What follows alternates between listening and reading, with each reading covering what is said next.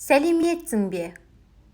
Алдымен дәптерімізге бүгінгі күннің жадымен сынып жұмысы және бүгінгі күннің тақырыбын жазамыз. Бүгінгі сабағымыздың тақырыбы бұл қандай гүл? Балалар, бүгінгі тақырыбымыз қоршаған ортаның бір бөлігі гүлдерге арналады. Бүгін біз гүлдердің түрлерімен танысамыз.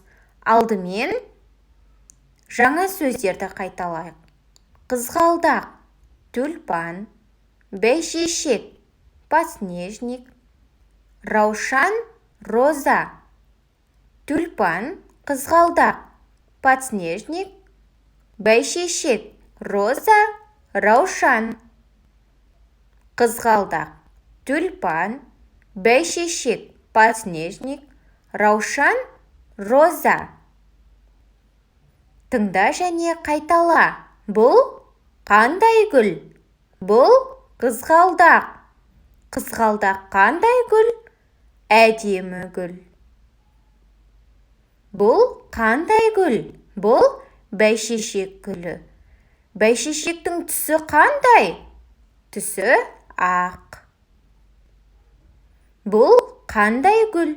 Бұл раушан гүлі. Раушанның түсі қандай? Түсі қызыл.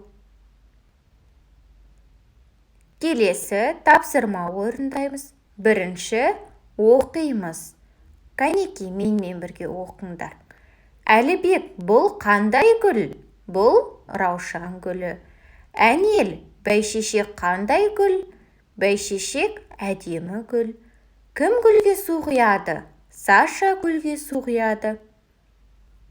Енді тапсырма орындаймыз. Сұрақтарға жауап береміз.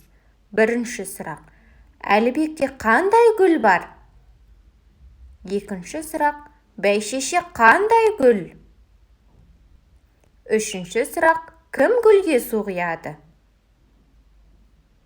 Жарайсың, сұрақтарға дұрыс жауап бердім. Келесі екінші тапсырма. Сөздердің ішінде қандай әріп түсіп қалғанын табамыз. Мысалы, бірінші сөзде ғ және қ әріптері түсіп қалған. Қызғалдақ. Енді үй тапсырмасы. Үй тапсырмасы 85-ші беттегі 3-ші тапсырманы орындау.